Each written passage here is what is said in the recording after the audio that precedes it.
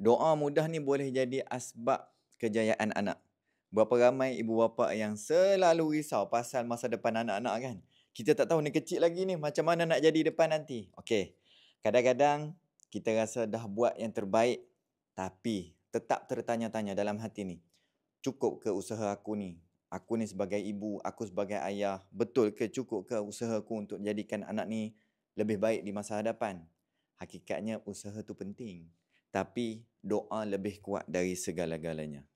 Doa pendek ni untuk khas untuk kejayaan anak. Sama-sama. Sebelum tu, share dan save post ni supaya kita boleh amalkan. Alright? Ya Allah, permudahkan urusan anakku.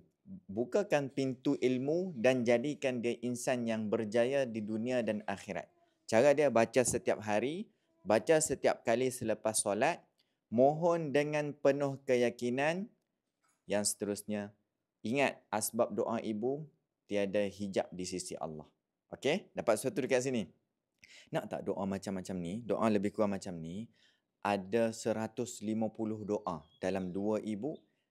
Sekarang ni boleh klik link di bio ataupun boleh klik dekat link kat bawah ni, tuan-puan, untuk nak dapatkan. Alright? Apa dia? Ibu doa 100 doa untuk anak. Yang saat ibu berdoa, yang tu ada 50. Ada lagi penghulu segala istighfar, ada zikir pagi dan zikir petang. Semua itu adalah macam kit doa makbul. Okey? So klik dapatkan link di bio dan komen. Kalau dah dapatkan, tulis dekat ruang komen, saya sudah dapatkan. Okey? Supaya lebih ramai ibu bapa dapat manfaat. Alright? So dapat sesuatu dekat sini. Saya Tuan Zul. Ibu doa, Allah makbul terus. Cepat buat.